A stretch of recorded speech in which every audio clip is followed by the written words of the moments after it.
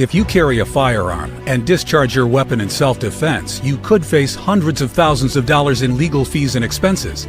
So carry the protection of CCW Safe, Self-Defense Legal Services membership. Upfront payment of all criminal and civil defense costs with no out-of-pocket for members. Unlimited defense budgets, unmatched legal expertise. Carry the same level of support police officers have. Carry CCW Safe, the highest caliber. And we are back. I'm Chris Evan, the CEO of Survival Dispatch, improvising a little bit south of Atlanta tonight. We've got Teresa Carpenter back. Good to see you, Teresa. If you don't mind, could you reintroduce yourself to the Survival Dispatch news audience? Absolutely. Thank you so much, Chris, for having me on. Hello, everyone. My name is Teresa Carpenter. I am currently the Stories of Service host of a podcast I've had for about 4 years, but I'm still active duty, speaking in my personal off-duty capacity on this podcast, of course. I've served for nearly 30 years. I just hit 29, former aviation electrician's mate, surface warfare officer, and now I serve as a public affairs officer with just 4 months left until I retire from active duty. You're smiling about that. Yes, I have to say I'm a little excited to take on this new role of veteran and civilian. So I'm very happy and grateful for so many years of service and all the experiences that I've had. That's fantastic. So, Teresa, you introduced me to Doc here. Doc, I don't want to do you any injustices, so I'm going to have you introduce yourself to our audience as well.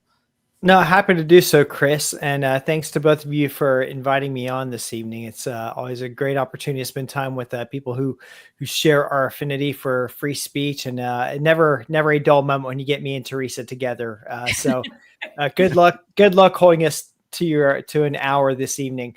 So I spent 20 years in the U.S. Army as a public affairs officer the entire time. I retired out about 18 months ago. We had plans to spend 30 years in, but with the way the military was going over the last few years, and especially the just draconian over-enforcement of COVID policy, we decided that there are a lot of good jobs you can still do in the military. As Christians, we are called to serve even in Babylon, but not necessarily as the spokesman and the apologist for it. And so I retired out roughly 18 months ago.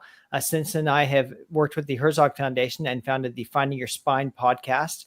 I also do a lot of writing on civil, military, and political affairs through Red State and Real Clear Defense and American Mind. And so I'm just where Teresa is aiming to be in just a few short weeks, enjoying putting my voice to use and hoping that in my civilian capacity, I can serve the nation more than I ever could when I was in uniform. So great to be here. I appreciate that. And two great guests. I mean, PAOs, you're used to having to speak the truth.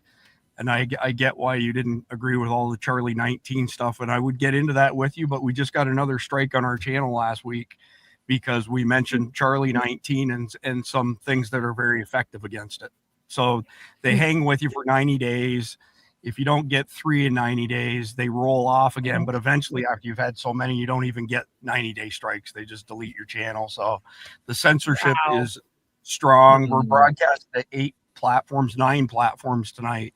And out of those 9 platforms, 3 of them are pretty ignorant when it comes to censorship. So it's ironic that we have to kind of self-censor ourselves to discuss the censorship that they're placing us under. But I found an article on The Guardian that was not in the brief that I want to pull up first here. And this is some pretty shocking stuff. So I'll speak to it rather quickly, but I'd love to hear y'all's input on this. So declassified memo reveals Biden regime ordered feds to investigate non-criminal conservatives deemed to be spreading disinformation. A June 2021 memo obtained by Just the News reveals the Biden regime ordered federal prosecutors to investigate conservatives who spread disinformation, gun owners, and active duty service members. And the list of things goes on. And the author of this article raises the irony of all of the things that he did. So one, the Biden-Harris admin pressured Facebook to censor Americans and what other court filings refer to as the coercive demands. Facebook subsequently censored Americans. Facebook censored Americans and suppressed information related to COVID-19. Facebook suppressed the Hunter Biden laptop story because it was told by the intelligence community that it was Russian disinformation, which is now known to be a complete lie and fabrication. Zuckerberg, in the many regrets, said he has regrets censoring Americans on behalf of demands by the federal government and would resist it more strongly in the future. Zuckerberg would not be making another major donation to far left officials to subsidize their election efforts in this election cycle. These are some of the fallouts from the lawsuits. Teresa, I just want to get your general thoughts that our federal government would have the gall to try and compile a database of gun owners, which you may be aware the Supreme Court has ruled many years ago it is illegal for them to compile a database of guns and gun owners in this country. And yet the Biden admin decided to proceed to do this, to prosecute or crap all over the rest of us, I guess. But go ahead, Teresa. I just think it's so unfortunate that this is what we've degraded ourselves to doing, is suppressing information instead of having discussions. One of the things that I take pride on the Stories of Service podcast is the fact that I'm not afraid to have hard conversations, and I'm not afraid to bring up topics that are difficult to discuss, whether it be the Charlie 19, whether it be lack of due process for service members, whether that be military sexual trauma, you name it, I'll discuss it. And I don't just discuss topics that are pet projects of the right. I'll discuss things that sometimes are more aligned with the left, because to me, the truth is nonpartisan. And we must live in a society where we can discuss the truth and we can discuss issues. And the fact that there are government entities that are actively working and colluding with social media companies to censor these important conversations, I just find that abhorrent. And it just makes me very upset. And I speak out and speak up against this at all costs, regardless of what side of the aisle is doing it. Well, I would argue that both sides are in cahoots together, and that we do not have legitimate discourse, that it's all political theater, it's all propaganda from the media outlets. They may come at it from slightly different angles and try to make it appear to be partisan, but at the end of the day, I have a few years on y'all. And when I was in high school, there were over 500 independent news organizations in this country. 99% of them now are owned by 6 mega corporations like BlackRock and Vanguard. And then 75% of their advertising comes from big pharma, not because they're expecting you to watch a commercial and say, oh, I think I'll ask my primary if he'll give me Ozempic. They do it because they can hold it over the legacy media's head and say, you either toe the line on our narrative or we pull our funding, which is 75% of your ad revenue. Then how we end up with the Mockingbird media. Doc, I'm dying to hear your opinion on this. I long for the day when George Orwell's 1984 can be put back up on the fiction side of the library. Well, this report tells us nothing surprising, and that's sad. It should shock us. It should outrage us, but it's what we've come to know to be true. I mean, even to the point that it was a few months ago, Zuckerberg went to Congress and he openly admitted that the Biden White House pressured Facebook to censor Americans, to take a side in the ideological discourse. And of course, Zuckerberg, he completely complied. And now all of a sudden, when a new administration is in town, we see echoes of the Catch-22 novel. Now all of a sudden there's a new regime and we find ourselves believing something different. And so I actually wrote a piece about that for the American Mind I appreciate Zuckerberg's seeming recent conversion, but time will tell whether it was a principled conversion or whether it was a conversion of convenience. And when I see this, whether it be on the right or the left, I think back to the fact that every governmental official takes an oath to the Constitution. I took it as a military officer. Teresa took it. We take it every time that we promote as officers.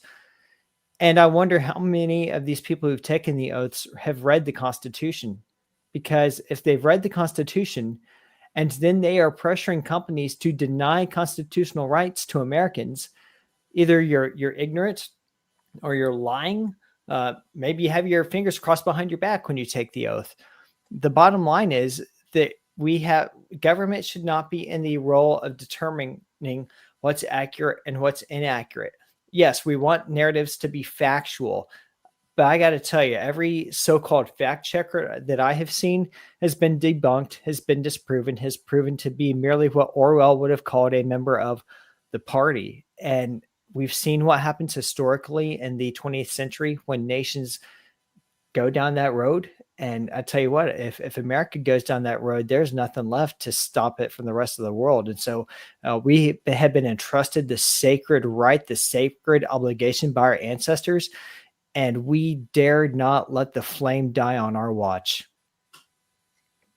Very well said. I want to back up something that you touched on there, Doc. So a friend of mine, Todd Callender, he's a notorious attorney. So he's a federal level attorney. He's actually the attorney who sued Lloyd Austin, the DOD, over the mRNA shots being forced on troops.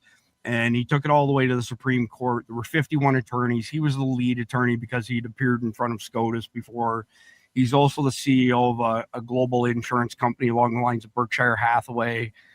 He owns the largest port in South America now called Copia E, which is meant to take in tremendous number of goods from Southeast Asia. But I digress a little bit there. One of his researchers, her name's Lisa McGee, several years ago, was looking for Mayorkas's oath of office. And it turned into quite a gong show going through the whole FOIA process only to be told at the end, well, he doesn't have a legitimate oath of office. So he had signed his oath of office, but it was not notarized, and he hadn't given a sworn statement. So if you're in the administration, one of two things: it either has to be notarized or there has to be a sworn statement. So Lisa dug a little bit deeper, and every single person in Obama's third cabinet, which is what it essentially was, not one of them had a valid oath of office. And I'm not an attorney. And I went to Todd and I said, well, why would they do that? Why would all of these officials not have a valid oath of office? He said, well, they're hedging their bets in case Trump gets back into office. Because if you are a cabinet member or government official and you are convicted of sedition and treason, the death penalty is in play. If, on the other hand, you are merely impersonating a public official, the maximum penalty is 5 years in prison. So I have a 100-page document that details every single person in the cabinet not having a valid oath of office. So you ready for this? Lisa went a little bit further and she started hitting different government departments as well as right down to the sheriff's level. 51% of sheriffs in America right now do not have valid oaths of office. And it was amazing. Like Jack Smith, who had a make-believe position, did not have a valid oath of office. So I don't mean to go down a rabbit hole, but when you mentioned you and Teresa and the rest of us have taken oaths of office at various points in time, bad guys in this case didn't do that. So yeah, that's just absolutely horrific to think that that's what somebody feels they have to do in order to CYA themselves. And that's what this comes down to. Sometimes I tell you, when I see some of these people arguing in the Congress for theater during these confirmation hearings, all I think, or even a questioning hearing, Secretary Collins from the VA just did one yesterday, and I caught a little bit of it right before my flight. And all it is, sadly, is this opportunity for the Congress people to get some hits in. There's not even a robust discussion about the issues like I saw Secretary Collins do on Sean Ryan. And he did a beautiful job of answering the questions and going back with some of the points about the VA. And even on Sean Ryan, he owned what needed to be fixed. He owned what could be better. And it was a robust discussion. But instead of having that robust dialogue in Congress, sadly, we're just subject to this lobbying of hits. I hit you. Now you hit me back. Now we hit you. And then the like you said, the bought and paid for media, they just tape the sound bites that sound good to the side that they want to divide us from. And then no discussion even happens. And so that's why it is so important, Chris, to have a show like yours, or for Chase to have his Finding Your Spine podcast. And I can only hope that they won't come to silence any of us. But I'll tell you, Chris, I honestly do think that all it takes is for us to get a little bit more raised in stature and more popular, and our reach to widen. And the bigger your reach is, the more they're going to try to censor you. I don't know how you feel about that, Chase. I agree, Teresa. The bigger you are, the bigger target you are. And there are people who will come for you. I mean, we've seen this with many household names that we follow. But as for my part, my attitude is bring it on. I got my first X spanking just a few days ago. Actually, had a piece that was in Red State on that yesterday, and they didn't deplatform me. They didn't lock me, but they sent me my first email saying that I had violated their hateful conduct policy. And I put it to the test. I looked up, all right, this is a learning opportunity for me. What did I miss? Now, I was certain I had not missed anything, but I love learning. Let's dig into it. Rather than roll my eyes and complain, I thought, let me put this to the test. I looked up their hateful conduct policy. As far as I can tell, I had not violated it. So I did a test. I did a series of test tweets where I went in and hit every other protected person or identity that they claim is protected, but I did it from a conservative worldview. And I blasted conservatives. I blasted pro-lifers. I blasted churchgoers. I blasted textualist judges. Not a single instance of receiving another notification that I had violated their conduct on hate policy. And so it goes to show that this goes back to your question about fact checkers. Do we believe them? Well, if I have not seen yet where they have actually been on the side of truth. It's the same thing now with these people who enforce these so-called hateful conduct policies. I have not seen them taking down tweets that call for violence against conservatives. There are still tweets up today.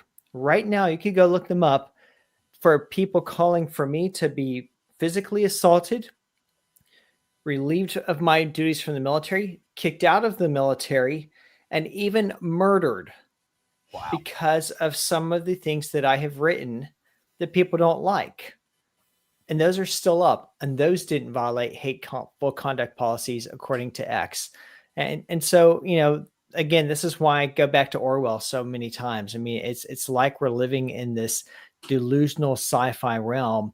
And I, for one, am tired of seeing people who think like us sit back and wring their hands and say, woe is us. And what do we do? And all the hordes are coming. So let's lock down. My attitude is no, push forward, advance. We are on the right. We have the Constitution on our side. I mean, if we are going to be the generation that lets liberty die, then let's just give it all up right now. But my ancestors bled and died to make this a unique place in the world. And I got to tell you what, I'll be damned if I let the flame go out on my watch. I hear you. I'm the same way. I would just quickly add, so I come from high tech. I was a systems network admin before I went into business development. And Elon is not interested in the minutia. So there's a lot of woke code under the hood on X from the Twitter days that'll never get fixed. You know, he moved the needle significantly as far as the election's concerned, but he's not going to get down in the minutia of what you just described, which is unfortunate. So I've been suspended 3 times from X over the course of the past year, and all 3 times it was the exact same thing. This particular person has committed treason. They should be tried, convicted, and sentenced to the highest, sentence, which is the death penalty. And that was 3 separate instances, almost identical, 3 different people. And I got kicked off each time because I was fomenting violence. But the purple hair freaks who wish death on everybody, including Donald Trump, hoping that the next sniper finds their mark, their posts don't go anywhere. So I can absolutely, I know it's anecdotal, but I can 100% attest to what you're saying is no ifs, ands, or buts. So again, I'm doing this impromptu on the road tonight. First time we've ever done this. I want to just back up just for a quick second for our audience who maybe isn't familiar with the term, the global censorship industrial complex. So this is kind of a web of power. It's like tech giants like Google, but it's also government agencies. All of the government agencies at a high level had access to the back end of all of the social media platforms during, Obama's 3rd term. You've got legacy media outlets working hand in hand. So from one end to the other, you've got this cooperation, but then on top of that, they've added a significant level of automation, algorithms, deplatforming, outright bans, completely canceled, those sort of things. I mean, truly the Hunter Biden laptop story in 2020 has got to be like the coup de grace as far as how they did that and pulled the wool over a significant number of people's eyes, not the rest of us, but certainly plenty of other people. Teresa, you mentioned, going from left to right. I do the same process. I wrote a piece of software years ago that calculates how many words I read in a day. And I average around 300,000 words a day. And it's balanced from far left to far right and everything in between. As a matter of fact, 2 nights ago on our podcast, every single link that I showed, I purposely chose far left wing to show the ridiculousness of some of the stuff that they published. And it's sad that some people have fallen for that. Now, on the upside, right now, other than baby boomers, and thank God I'm a Gen Xer, other than baby boomers, very few people have any trust or belief in the media. And they're seeking people like us and Joe Rogan at a higher level, Tucker Carlson, all that sort of stuff. But at the end of the day, the element of control, like Doc, like you alluded to, is just, it's unbelievable. It's unconstitutional. And I frequently bring this up to people, the Constitution doesn't grant you and me rights. The Constitution is us telling the government what the rules are that they have to play within. We, the people. And It seems like people forget that sometimes, and they think that these are rights granted to us under the Constitution, when in reality, it's meant to protect us, right? These are, the Constitution recognizes rights. It does not assign them. Well said. Well said. Mm-hmm. So we don't need to get deeper into Hunter Biden here, but I want to move on to another one. I pulled up 10 kind of crazy hoaxes that combine censorship or otherwise. And I've got multiple subscriptions to multiple AIs. And at this particular point in time, the only thing that stays the same is nothing stays the same. But if you want to get the best possible results out of AIs, you pipe data from one to another, to another, to another, and then you come back to the beginning and do it again. And you will end up with something that's far closer to the truth than if you were to rely on one AI by itself. Some AI engines also, you can, and I'm not changing the words at all. This is exactly what I type. Don't give me any woke bullshit is how I end almost every single request of an AI. Sometimes they respect it, sometimes they don't. But the fact that sometimes they do gives me a little bit more accurate stuff. So, Teresa, I'll come to you first on this whole Jussie Smollett thing. I mean, this was an act of racism. The Donald Trump voters in Cook County, Chicago, of all places, hollering at him that this is mega country. It couldn't be more unbelievable, but so many people fell for it. And I'm curious what your thoughts are. Like, how does somebody fall for that? Seriously, because it was so. I think people they're looking for that narrative. Like, they want to believe that we are a country of people who are completely divided by race. And I will tell you, I have had on people who have been discriminated against, women, people who are Black. And there are times that I can't say it on the show to the guest, but I honestly believe that it's more because this person is a dissonant, or if this person is someone who speaks truth to power and people don't like that, then it is about the color of their skin or their gender. But you can't say that. And it's still their experience. But I honestly believe that that is why I've had issues. I haven't had issues because I'm a woman. I've had issues because I'm a person who speaks up and I don't conform. And if I had conformed as a woman, if I were nice and agreeable, then I wouldn't have had the issues I had in my career. And so I think that that's why people hang on to these narratives, is they've been taught that it's because of the color of their skin, or it's because of their race, or it's not. It's a lot of times because they're a difficult person, or they're a person that disagrees with them and they don't like that. And so the person who is being disagreed with will take it upon themselves to feel victimized. And yes, I have been discriminated against, but I got discriminated against because of diversity of ideas and diversity of views, not because of the fact that I was a woman. Well, I mean, I can tell you in the 1980s in particular, there were no race wars like we've seen in the past couple decades at all. I mean, when Mike Tyson, before he bit Evander Holyfield's ear off, was really young and just kicking the crap out of everybody, white people, black people, and everybody in between were cheering him on. This racism stuff just didn't exist. Yes, there's always outliers. I'm sure we could come up with a bunch of stuff like that, but there wasn't the vitriol and the hatred that we see now. And I personally feel that Obama played a big part in that. But again, Obama has been a puppet of John Brennan for many years, who's kind of like the bridge between the Rockefellers and the other money kings. I have some firsthand information. If you watch some of our episodes, Patrick Byrne is a friend of mine. So Patrick Byrne was the CEO of Overstock.com. He was a Senate Intel Committee asset for many, many years. He was the guy at the center of the whole bribery stuff that Hillary Clinton got involved in, and Obama and Brennan held it over her head. You know, I could explain all that to you another time, but that's really when the point in time changed, that they started fueling all of this stuff. Chase, I'm curious what your thoughts are on the division. I mean, I do have a few years on you, but I'm assuming when you were younger, you didn't see this black versus white hate that we see today, did you? I didn't. And keep in mind, I grew up in a Southern family. And so I'm not ignorant to the fact that there were challenges in the South. I'm not by any means. But my parents raised me to believe that all men are created equal, endowed by God with certain inalienable rights. And that is regardless of what level of melanin you have in your skin. And that's still something I hold to today, the basic doctrine of the Imago Dei, that we are all endowed by the image of God, this wonderful, creator and sustainer of life.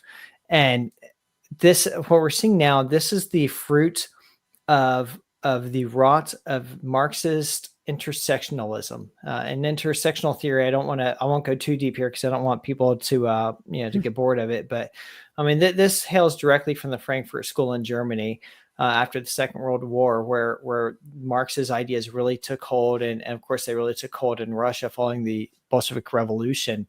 It's interesting that Marx lived in the 1800s, but he was looked at as a quack up until the revolution in Russia. And it was Lenin who pushed Marxist ideas into the academy, and that's where it took root. In his own time, in his own lifetime, he was mocked, he was ridiculed, he was looked at as the misogynistic racist that he was, and he was dismissed. It took a communist dictator taking over Russia to push his ideas into the academy, and then they have translated over the last century into our time now.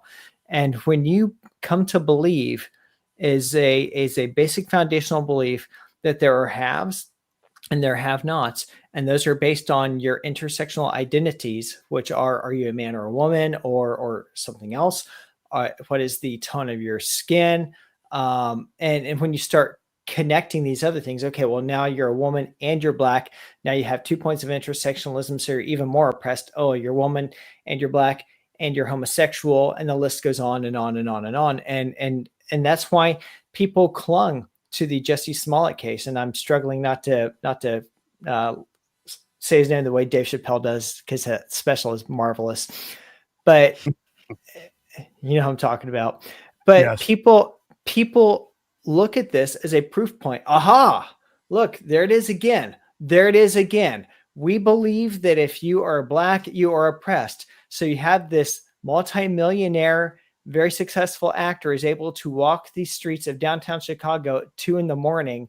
and claim that there are people running around downtown Chicago at 2 a.m. with MAGA hats on, saying this is MAGA country, trying to, persecute him over his race. And you have to embrace that worldview that everyone is oppressed if you're not a white male, for that to even be in the slightest way possible. And I think back to my time in the military. I'm a white man. According to intersectional theory, I am the highest level of elite that you can possibly have. It doesn't get any better than me, especially with my education. But in the Army, I was the one harassed. Why? Because I would think differently, because I would speak things, because I would write. In 2017, I began writing for a publication, and I would take on official positions of the Army, and that was problematic. Right. I'm the guy who got threatened. I'm the guy who got disinvited from the, kind of cultural cocktail circuit of my career field. I'm the guy who had officers actively looking for how could they actively undermine or end my career. And these things happened. But allegedly, I'm the one with the privilege. And so I can just give you evidence after evidence after evidence of the fallacy of this whole privilege idea when it comes to, just based on the tone of your skin. And so it's frustrating to me to watch this. I still see it. I have a relative who I'm watching go through this right now, who has adopted this left-leaning worldview in which everyone who's not like us is oppressed, and he is hook, line, and sinker and spouting all of the left-wing dogma that the revolutionaries spout. And it's hard because when you try to lovingly confront with the truth, I think we. I'm still with you, Teresa. Okay, I was gonna say I think we lost Chase there for a second. I can hear him cutting in and out right now. Yeah, I like his choice of words. Dogma is exactly what this is, and it's kind of ironic that he would bring up Marx because John Wheaton, who's part of my team, started on Sunday night doing an 8-part series on the rise and fall of communism, and he's hit on a lot of the stuff that Chase just brought up. Hey, Chase, you may want to just log back in under your data. I've noticed that when we're live, as a live podcaster myself, that sometimes helps. Yeah, you're still just kind of coming in and out, probably because your data. But Chris, no, I'm just going to tag on to what Chase said real quick regarding this, because I don't think that I truly understood this either. I came from a background of, well, I want to see women succeed. I want to go to these conferences where they honor women. This is great. And I was really, really loving that supportive environment and thought it was wonderful.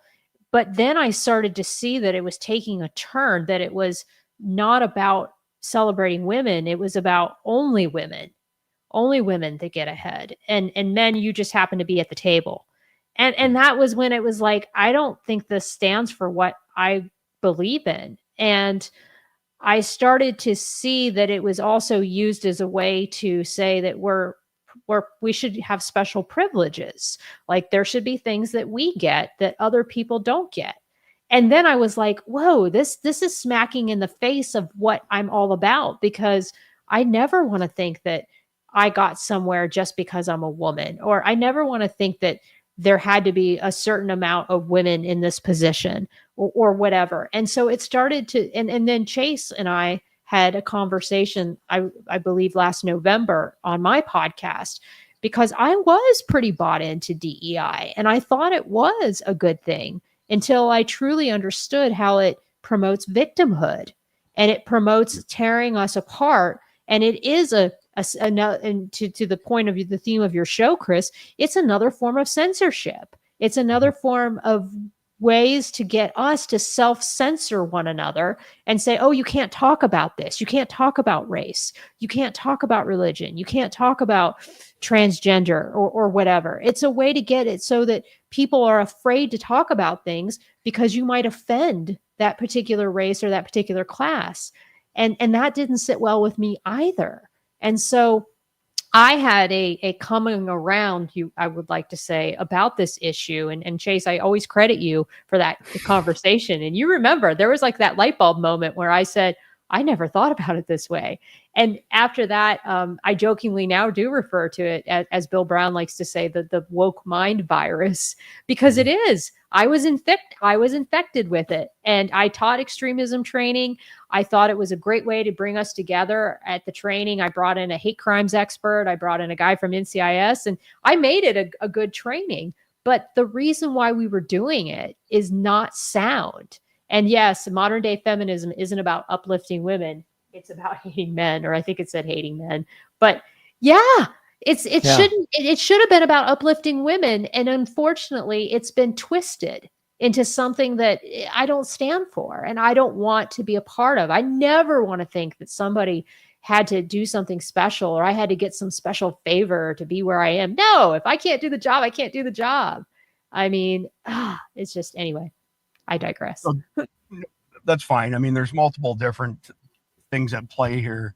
At the most simplistic level, I say this frequently, the left or the socialists, the Marxists, the communists, they all conflate equality of opportunity with equality of outcome. And that's not the same thing. So, for example, I hate to say it again, but I have a few years on you guys. It's been since the 1980s that I've seen bank managers go from the majority of males to now the majority of females. And there's a reason for that. Most men, Chase can probably agree with this, most men have a military mindset in that, Teresa, you see that hill over there? Chase and I are going to go take that hill. And when we're done taking that hill, you see this other hill over here? We're going to go take that hill, but you can take the first hill and make it into the perfect hill. Women by nature are, there's always outliers, are far more pragmatic than men are for the most part. So if you want somebody to make sure that nothing gets missed in a financial institution, put women in charge, because they will cross every T, they will dot every I. Yes, there are some men who are capable of doing that, but most men fall into the other side of the equation.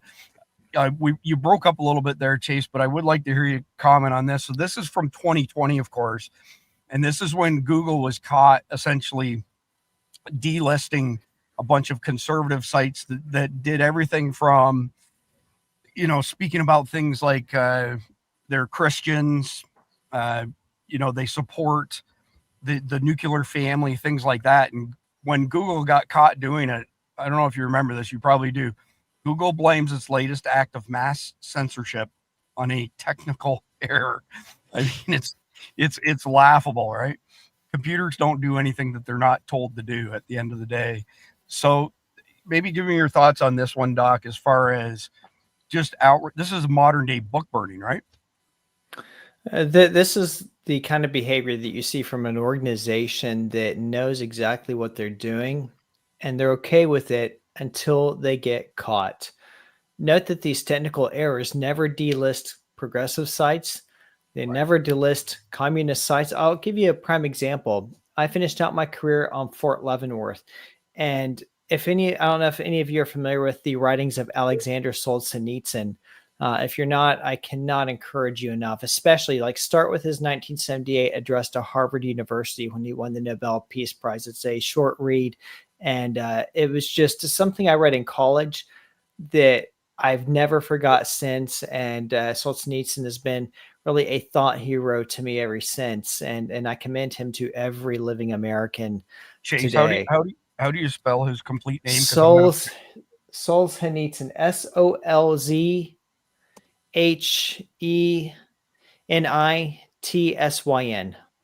Solzhenitsyn. Alexander Solzhenitsyn.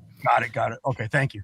And so one day I was on Fort Leavenworth when I worked at the Combined Arms Center, and I don't know why, but there was one particular afternoon, something happened in the office, or we were talking about something. I don't remember the details. And Solzhenitsyn came to mind. And I thought, you know what, there's this line from his Harvard address that would really be prescient in this moment. Let me look it up real quick. And I go to look it up.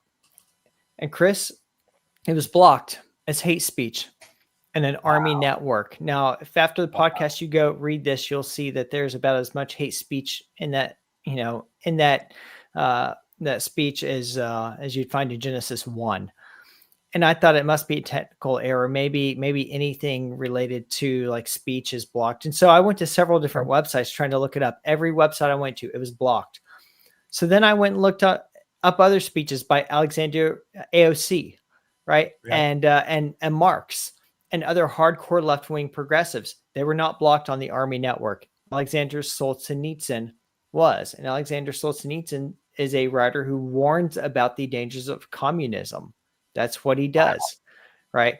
And so this has spread even to the Department of Defense. Now, I hope this has changed in the last few weeks, but I'll tell you, late last year, I had a buddy on base, and I asked him, I said, hey, do me a favor. I'm curious because I'm talking to an attorney who's working at another military-related case where the military is coming after another man for referencing Solzhenitsyn in a speech that he gave.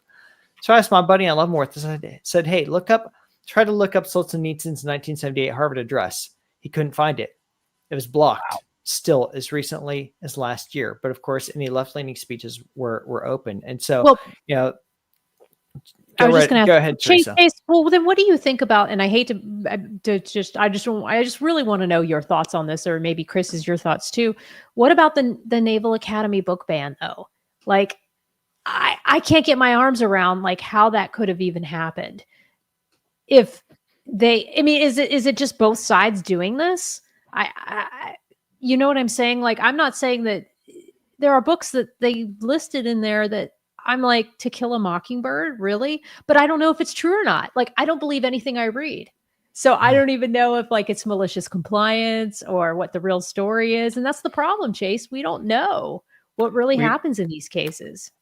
Yeah, and that's a great point to bring up, Teresa. And that's a conversation I've had with several people, and I also wrote a piece about that. And I talked to several PAOs, and I'm sure you did as well when all of this was going down. And I asked, how is this happening?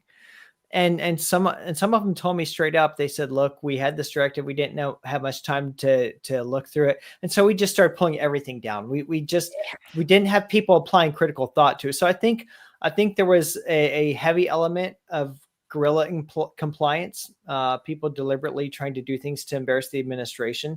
And I do think there was a level of people that were not trying to, complacency. And also keep in mind, you and me spend a lot of time trying to educate ourselves on these things. How many of our peers do the same? How many of our peers who are actually involved in looking at these websites and looking at these books, how many of them do the same? You and I both know the answer to that. Right. It's a rhetorical Well, that's kind of how I question. feel about the .mil debacle with DEI, which I've also criticized. Like I said, I'll criticize the right just as much as I do the left. And I say, well, why are you taking down some of these websites? And honestly, I don't believe they are. I believe it's just some AI bot that, like you said, took a wide swath and not critically looking at some of these issues. And really the task at hand, I don't think was realistic for any one person to do for every single website, every single social media page that .mil ever created. Yeah, so I have to assume, based on the nature of your question, Chase, that not very many people in your circles, professional circles, while you were active duty, go and seek out the information that the two of you do, and your peers, or as your peers, I should say. Let's move on a couple more things here. We got about 14 minutes left. Here's a great one that just kills me, and Obama even said it 2 weeks before the November 5th election last fall. The Very Fine People hoax, which was manipulated video. And it's actually a good time to bring this up because, as you just mentioned, Teresa, it's harder and harder to tell what you can actually believe, right? Right. So there's a guy, and I think his name might be Chase as well, but his last name is Hughes for sure. I can find it for you. He teaches courses on teaching people how to identify astroturfing and psyops and all these kinds of things. He's got a scorecard. And one of the things, the body language guy, Chase Hughes, the guy who does body language. Yeah. I know Chase. He's been on my podcast, and I served with him on the USS Russell. Smart guy. So one of the things that he says is some stuff that the rest of us just kind of picked up, in the, course of our lives. But when you see every single person in the media parroting the exact same words, as well as their counterparts in Washington and their counterparts in Hollywood, no ifs, ands, or buts. It's total bullshit. It is not true, which means you got to go follow where the money is. Where did the money go to? And that'll most of the time lead you to where the truth is. But yeah, that guy, he's awesome. That's interesting that you know him.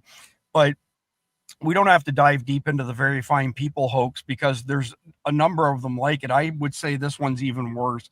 And we've done quite a bit of work with J6ers. One gentleman in particular, he was a sheriff's deputy from Tennessee.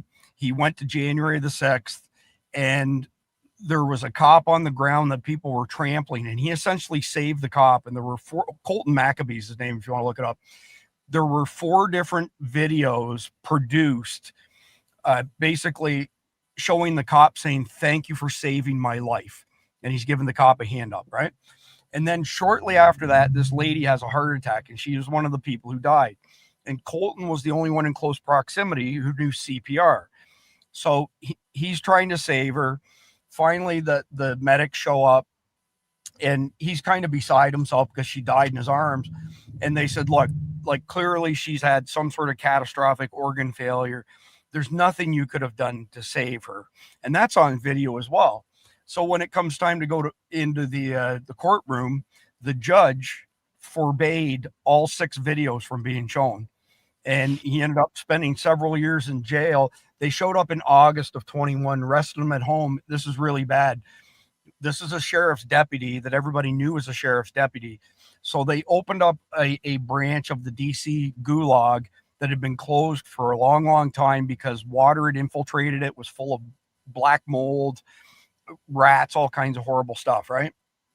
So they threw a bunch of the J6ers in there.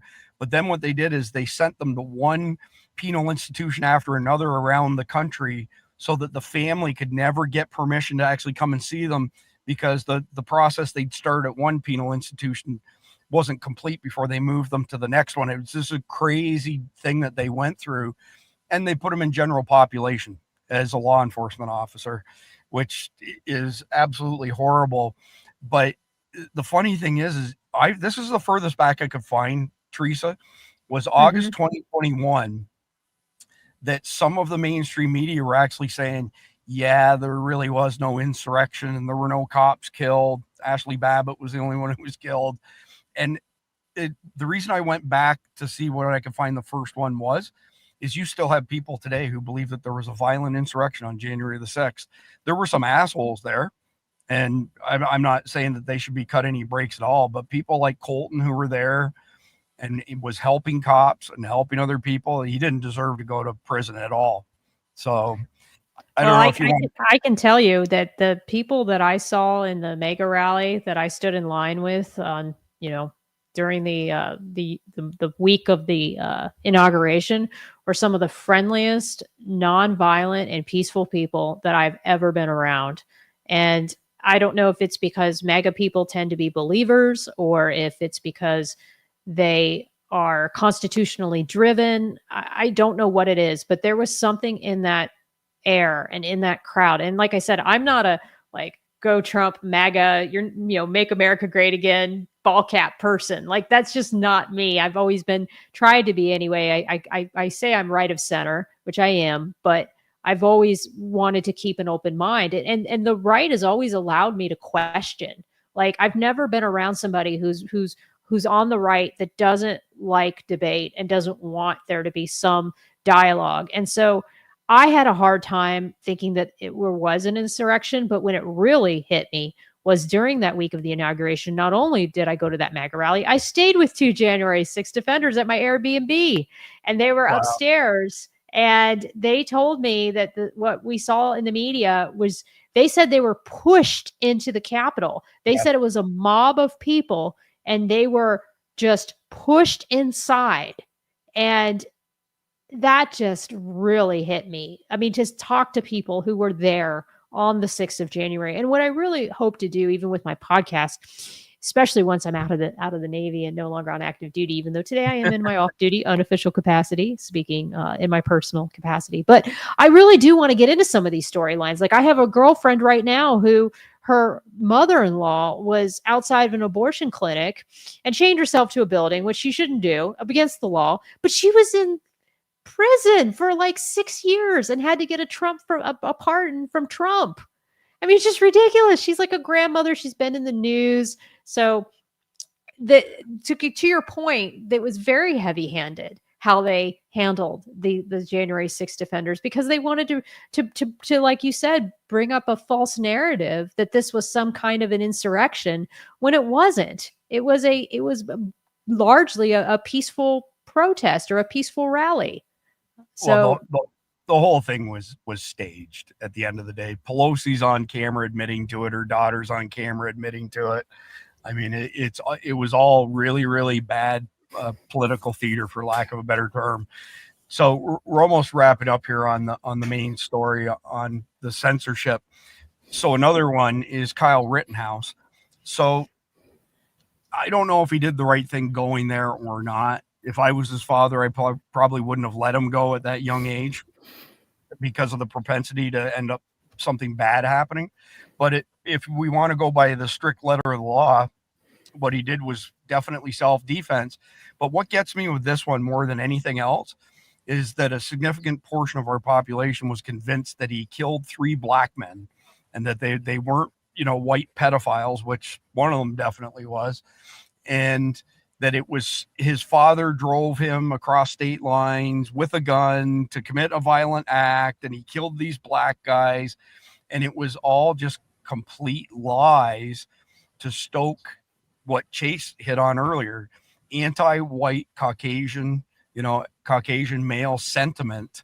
My best guess, to be honest with you, y'all are military, is I feel that this is actually part of China and other adversaries' irregular asymmetric warfare against us. They can't land on our shores and beat us, so they have to divide and conquer with craziness like transgender stuff and stirring up hate against white Caucasian males, et cetera. We got about 6 minutes left. So Chase, I want to give you a good chunk of that since you've had some internet connection problems. Give me your thoughts on, do you buy into the argument that our adversaries are waging irregular asymmetric warfare against us or not? And if so, give me your thoughts on it, maybe some examples that you know of. I 100% do. This is part of what's called in kind of conservative intellectual thought, the long march through the institutions.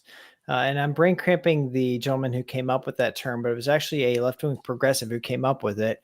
And the idea was, if we can't beat them legislatively, if we can't beat them militarily, if we can't beat them in any other way, we will slowly march these ideologies through the institutions, and we will make it practices within companies, within nonprofits. We will sneak them into unsuspecting churches who do not hold to good doctrinal, foundations.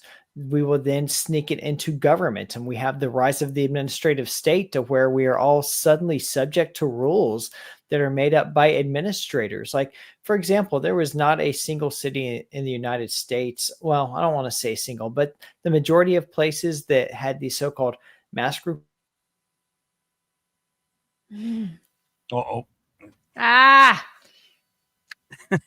He's always on the best points too. Like, he even had like the finger and everything. So Kelly, I don't know if the weather here is messing with my internet tonight. This has never happened. I'm so sorry.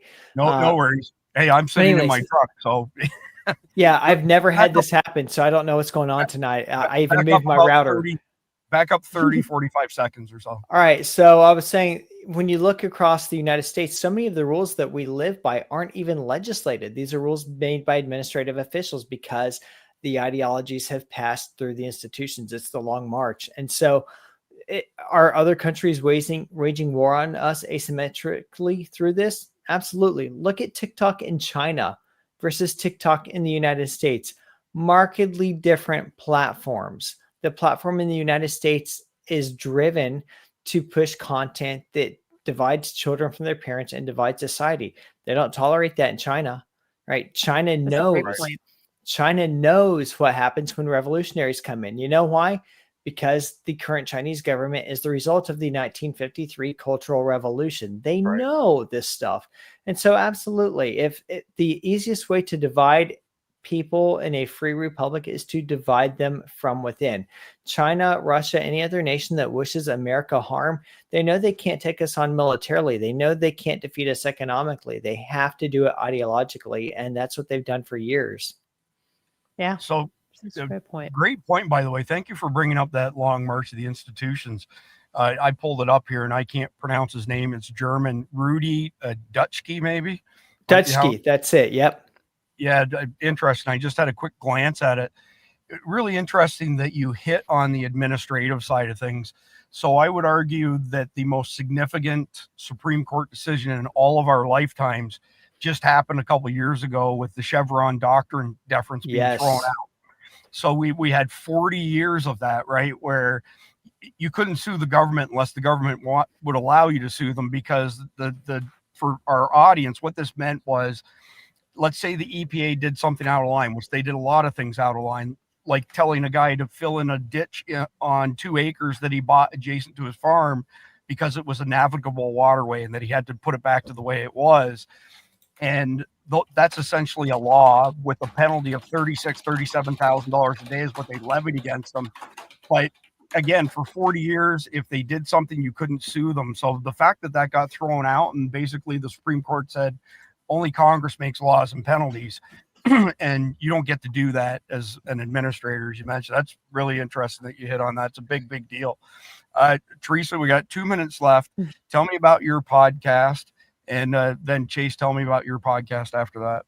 Yep. I'll go quick because Chase's podcast is a little newer than my own, and I want to give him all the time to talk about it. But mine is Stories of Service, Ordinary People Who Do Extraordinary Work. Had it for the last 4 years. I have nearly 200 episodes. I think I'm almost to that at this point. But it's a labor of love. It's featuring people of all walks of life who show up in service to their respective communities with a focus on whistleblowers. That's probably they're my favorite shows to do. They're the hardest to do. But I cover anybody who has that courage to speak up and speak out. But I also cover coaches and people who are in some sort of a profession or a business or an industry that is of service to others and is doing something that's pretty extraordinary with a military tie and within the military community. So over to you, Chase. Cool. So let me just pull this up quickly. ChaseSpears.com. So you can see how to spell his name on screen. And you can get to his podcast from there. And I'm sure you can get to it everywhere else as well, like iTunes, etc. But go ahead, Doc. Yeah, thanks so much. I'm really privileged. I look at Teresa, and she has really been an inspiration for me on the podcast front, especially as a military public affairs officer. Nice. She had the courage to do it while she was active duty. It took me till I was actually retired to get around to it. And so I'm very blessed. The Herzog Foundation over in Smithville, Missouri, partnered with me on it. And so we call it the Finding Your Spine podcast. And it is available anywhere you listen to podcasts at all. It's there. We're new. We're 5 episodes in this week. Michael Cassidy, the man who tore down the satanic statue in the Iowa State Capitol, came on. And we had weeks of people walking by that saying, that's ugly. That's evil. It shouldn't be there. And then they went on about their day. Mike Cassidy flew up from Mississippi and lopped the head off the thing, said, I'm not just going to walk past this. This is a problem. I'm going to deal with it. So these are the stories we tell. We tell the stories of people who don't just sit around and wring their hands and talk about the problems in the world. We tell stories of people who are actually doing things about them. We do have a heavy military bent because that's my background, but we tell stories of school board members, of pastors. As a matter of fact, I'm going to be in studio with a pastor tomorrow who defied governmental orders to lock his church down during the COVID scandemic. And so I'm just really excited to be able to try to encourage people who think like us to begin acting like it through showing them people who are actually doing it. So again, it's called Finding Your Spine. And if you're a morally principled man or woman who needs some encouragement, I'm trying to offer it out in doses. Was that Artur Pawlowski by chance that you're referring to? No, guy. His name is Dave White, Dr. Dave White.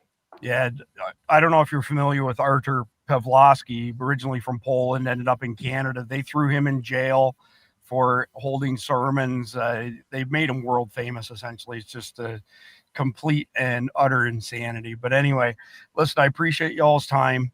We're going to end with a video here called We Are Americans. And if you two want to hang out just afterwards, I'll bring us back into the studio when it's done. I like to end our episodes with something from Dilly Meme Team or maybe Trump's team, something like that. Put a smile on people's face when they leave. But everybody else out there, please like, share, comment, subscribe.